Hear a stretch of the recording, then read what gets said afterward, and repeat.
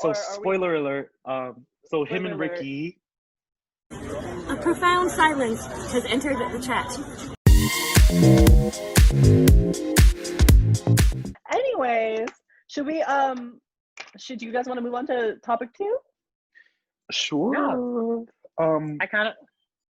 What is it gonna be about? Yeah, that's it. Yeah. Oh, you know what I want to talk about actually? A current event type thing. It's kind of like half serious, half entertainment. I want to talk about Pose. Like, you know what happened with the Emmy nomination, Billy Porter, and like I feel like that'd be a really good conversation to have. Okay, let's talk about it. He won the Emmy. He won an Emmy. He won the Emmy, right? Or he got nominated. He got nominated. He's been but none of the other cast members have gotten a nomination. No. Let's talk about Let's talk about it because it's weird. It's very weird. Yeah. The existence of that show. There's already a lot of critique and criticism for that show because their portrayal kind of the darker skinned characters Black is kind women, of yeah. When Candy died, spoiler alert, but go watch it on Netflix season 1 and 2. But Candy died. Right. And that was so random. I watched it like episode before. She was talking with Pray Tell and all the girls, in the ball. Like she was just talking, and then next episode she's dead. I was like, what? How did that? Like, why did that happen? Like, I will say the scene itself, like Candy Sweet Refrain, that episode was good. The episode itself, beautifully shot. Makes me cry. It literally made me cry. It like made me think of my mom. Like literally, but like it was just weird. Like, why was that necessary? You know what I mean?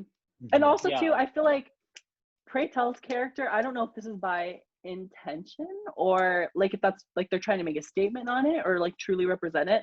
Mm-hmm. But like it represents kind of a lot of like the misogyny of ballroom culture. Mm-hmm. Kind of, calling out women and, saying like you need to look real, like you need to be like the realness, and that's kind of weird. And then the one other thing that is weird is, especially with Candy, I want to bring it back to her just because like Pray Tell specifically is like always trying to humble her. Yes. Have you noticed that? Yeah, very that. It's and like it's just, like Pray Tell is like of a higher status than Candy. And it goes back to misogyny and hierarchy and things like that. And a lot of how gay, cis, Black men in the ballroom culture were the ones who were kind of gatekeeping the room. They were like in charge of everything. But it was a culture with, like, look at the population. Look who's in the crowd. Look who's walking. It's the trans Black women, right? Yeah. The trans Black and Latinx women who are doing these balls. But then the whole panel is cis men. Yeah, like, which is why, like, at the very end of the season, like them actually like looking at that I thought was good for them to actually look at it and be like, oh, so these cis white. I mean, not cis white. Please. Oh, no flavor. Anyways. These cis men, why they should walk in the category because they're so used to ostracizing these women, like they haven't like experienced like and then they have to walk in their shoes. And it's like important because you can't just like, I don't know, like it just really upsets me because the treatment of our trans sisters are like, so even today, like in general, like to bring it back, the treatment of trans people is so, especially by gay men, like we are supposed to be in this community together, LGBTQIA+, but we're not going to give the credit to where credit's due. Mm-hmm. And also, let's talk about how the LGBTQIA rights movement is also known as the gay rights movement. Yes. Because weird. The gays put themselves in the forefront of this movement. But once they get their laws, like for example, like when same-sex marriage was legal, they thought that was the end-all be-all. Right. They're like, oh, it's done. That's okay. like, they're like, exactly. They're like, right. Like we made it. We're equal. And I'm like, oh my god. Right. In the fucking room. Like, is same-sex marriage law being legalized good? Absolutely. Yes. Yeah. No one's denying that. But to act like this is the end all be all of everything, it's not done. The rights movement fought for. Like, please, like, come on. But yeah, that's just my little spill on that. But anyways, it's about Pose. Go on, yeah. Yeah. But It was very random. So with Pose, you know, the Emmys, the nominations for the 2020 Emmys came out, and none of the girls were nominated. Not one girl. Yeah. And they were talking about how Billy Porter is getting a I don't know this TV to real life parallel is like right. It's very on brand for Right. Billy Porter to get nominated. But, like as our girl Amanda Beebe would say, and me and Alex like to say, what happened to the original plot? Like, what happened? Right, yeah. Like, this is like, I don't get it. Like, so you're looking into a show that is about uplifting and telling a story about trans women, but you're not nominating the trans women who are the lead. It's weird. It doesn't make sense. Yeah. Weird. Like, yeah. And also too, let's just real time look it up, because I can't remember if Billy said some shady stuff He on said, it. Like, I saw on Twitter. Oh yes. my God. Right. She was when like, the paparazzi asked him, the paparazzi goes, so basically, like, the paparazzi or the reporter was like, but there has been like some backlash because your trans counterparts weren't nominated for anything. And then he quickly shut that down, and he's like, I don't live in the bittersweet, like, I live in the present, and we are in the room. I said, who's in the room? Are you representing the Black trans women that were on the show? Because you're definitely not. You're a cisgender gay Black man, of course, and that is important in itself. But when the show is about trans women of color and their experiences, and then you failed, not refuse. Yes. Like, it wasn't. It was so dismissive done. what he said. Like, exactly. Very. He was like, what did he say exactly? Because I didn't. He was he said, oh, I don't live in the past. Just be happy that just be happy that I got this award. Like, let's not talk about the fact that they didn't get nominated. Yeah, he's like, oh, let's just talk about the positives right now. But it's like, no, but they can coexist. Like, he also said that I think it was like an Instagram post about his Emmy nomination, and he was trying to respond to the backlash, and he was also saying that like, I've been in this business for 30 years, so that's why I got it. And I was like, come on, like, we all know that's not entirely the reason why only you got the nomination. Like, especially because some of these actors, because we don't do actresses shit no more. Actors. Right. One word. Right. They are near the same business as you. Obviously, they didn't get as much critical acclaim as you have gotten in your Kiki Boots, stuff like that, your past career, but they've been in the business for a long time too.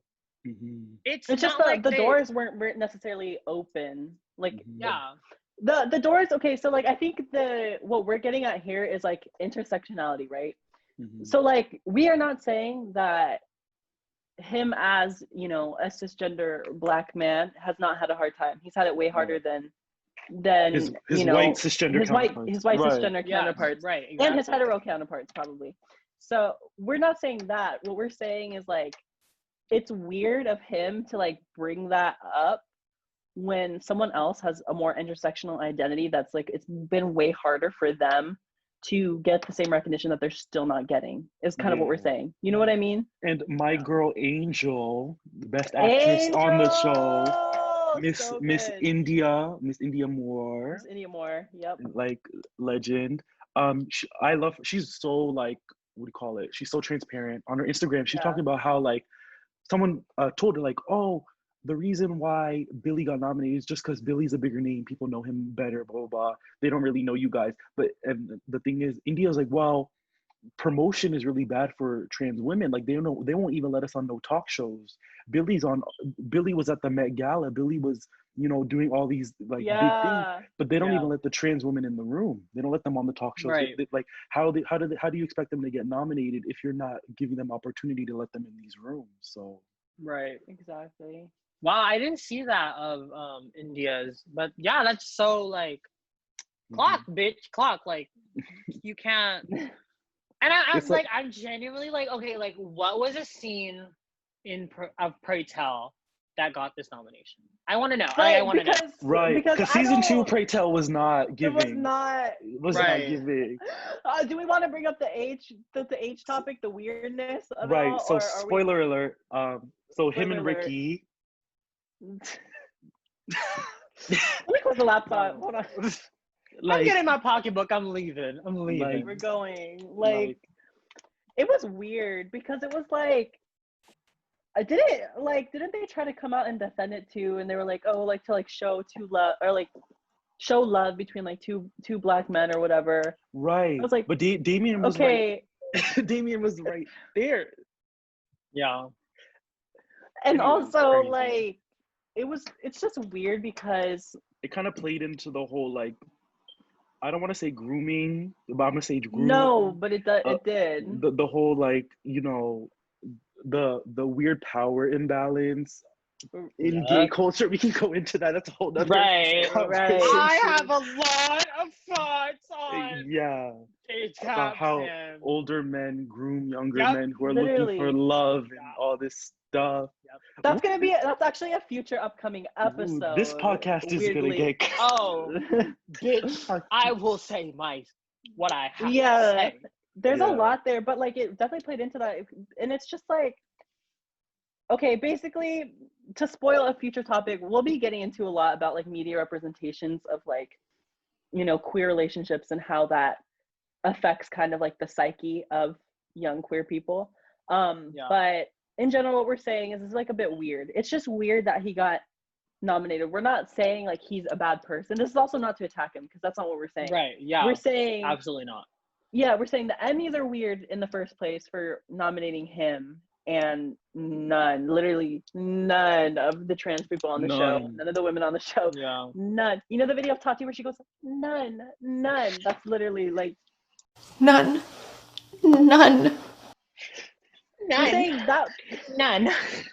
Literally, that's weird, is what we're saying, and we're also saying the way that the conversation is being framed around it by him is kind of weird. It's like, like just be happy with it. It's a victory for us gays, but it's like, your victory is someone else's loss. So let's remind yourself that those can coexist. Okay, you gotta win, but also let's look at the people who are, you know, being shut out of even entering that. So right, but still watch Pose.